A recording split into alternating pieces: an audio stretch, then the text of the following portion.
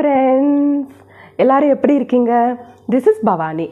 இன்னொரு விஷயம் என்ன சொல்லணுன்னா, நம்ம கூடவே இருக்க மாட்டாங்க, பட் நம்மளை சுற்றியே இருப்பாங்க. நம்ம பக்கத்திலே இருக்கிற மாதிரி நிறைய பேர் இருப்பாங்க. அவங்க நம்ம மனசை கஷ்டப்படுத்துவாங்க, கஷ்டப்படுத்த ட்ரை பண்ணிகிட்டே தான் இருப்பாங்க. கஷ்டப்படுத்திட்டே தான் இருப்பாங்கன்னு வச்சுக்கோங்களேன். அவங்கக்கிட்ட இருந்து நம்ம அந்த கஷ்டத்துக்குள்ளே மாட்டிக்காமல் இருக்கிறதுக்கு ஒரு சில டிப்ஸ். அது என்னன்னு பார்த்தோம்னா, நம்ம மைண்டில் தான் இருக்குது.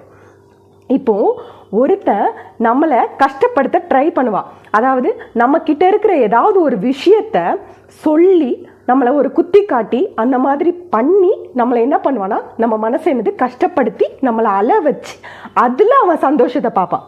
கரெக்டா? இப்போது அந்த மாதிரி எதுக்குள்ளேயும் நம்ம என்ன பண்ணணும்னா மாட்டக்கூடாது. அதுக்கு ஃபர்ஸ்ட் விஷயம் என்ன தெரியுமா? நம்ம மனசை நம்ம சந்தோஷமாக வச்சுக்கணும். கரெக்டா?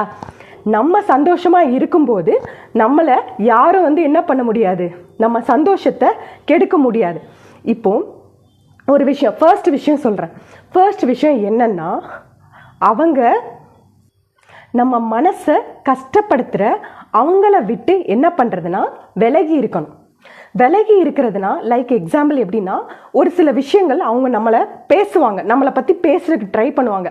இந்த மாதிரி விஷயம் நீ என்ன பண்ணுறன்னா, நீ பண்ணுறது இது சரியில்லை, அது மாதிரி உங்களை குறை சொல்லிட்டு இந்த மாதிரி நிறைய விஷயங்களை உங்களை பண்ணுவாங்க.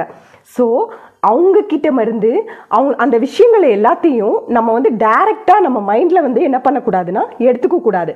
எடுத்துக்காமல் அவங்கள விட்டு கொஞ்சம் விலகி இருந்து நம்மளோட ஒர்க்கில் மட்டும் நம்ம கான்சென்ட்ரேட் பண்ணோன்னா, இப்போ நம்மளை மனசை என்ன பண்ண முடியாது, அவன் கலைக்க முடியாது. கரெக்டா?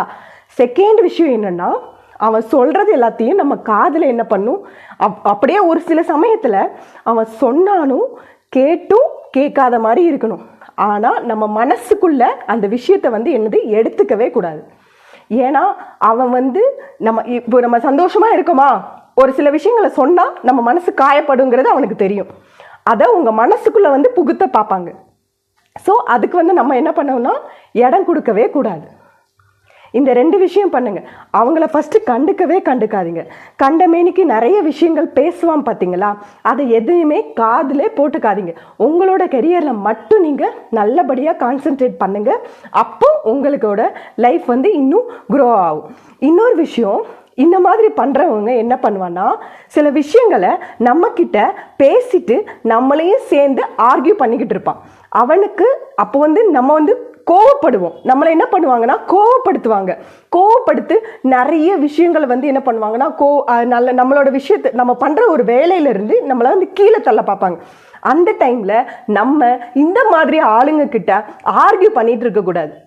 ஆர்கியூ பண்ணாமல் என்ன பண்ணா, ஏதோ ஒரு விஷயம் பேசுகிறானா, சரி எப்படியோ போயிட்டு போகிறான் அப்படின்னு சொல்லிட்டு விட்டுறணும். சரி, அவன் பேசுகிற அந்த பேச்சு நம்ம தான் ஜெயிச்சிட்டோம் அப்படிங்கிற ஒரு எண்ணத்தை அவனுக்கு கொடுத்துட்டு நம்ம அந்த இடத்த விட்டு விலகி வந்துடணும். கரெக்டா? இன்னும் பார்த்தோம்னா, ஒரு சில விஷயம் அவன் தான் கரெக்டு அப்படிங்கிற இதில் நம்மளை நிறைய விஷயங்கள் அவமானப்படுத்துறதுக்காக ஒரு சில வார்த்தைகள் அந்த மாதிரிலாம் வச்சுருப்பாங்க. அந்த மாதிரி வார்த்தைகளெல்லாம் என்ன பண்ணணும்னா, நம்ம போகிற நம்மளோட வாழ்க்கைக்கு அவன் போடுற அந்த மாதிரி வேஸ்டான வார்த்தைகள் இருக்குல்ல, அதை வெற்றி படியாக நம்ம யூஸ் பண்ணிக்கணும்.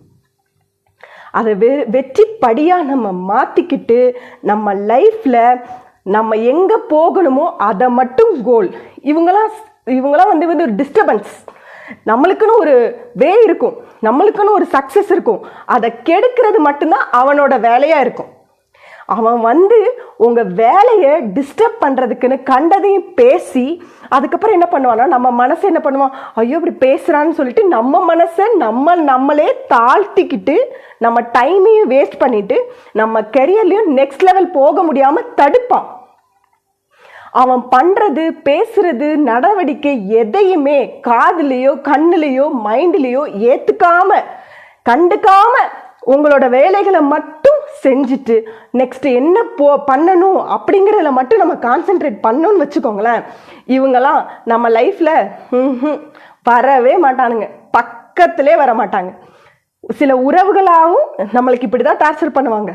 நம்ம ஒர்க் பண்ணுற அலுவலகமாக இருந்தாலும் சரி, நிறைய இடத்துலையும் நம்ம போகிற எல்லா இடத்துலையும் நம்மளோட பக்கத்தில் இருந்துட்டு நம்மளை பிடிக்காம நம்மளை எப்படா நம்ம வேலையிலேருந்து நம்மளை கவுக்கலாம், சில விஷயங்களை பண்ணி நம்ம மனசை கஷ்டப்படுத்தி நம்மளுக்கு ப்ராப்ளம்ஸ் கொடுக்கறதுக்குன்னே இந்த மாதிரி நிறைய பேர் இருப்பாங்க. எல்லாரும் இதை தான் ஃபேஸ் பண்ணிட்டு இருப்போம். ஆனால் அதை எதையுமே கண்டுக்காம இருந்தாலே நம்மளுக்கு ஃபர்ஸ்ட் வச்சிங்க. அந்த மாதிரி நீங்களும் நடந்துக்கோங்க. கண்டிப்பாக உங்கள் லைஃப்பில் வெற்றி நிச்சயமாக கிடைக்கும். Bye by.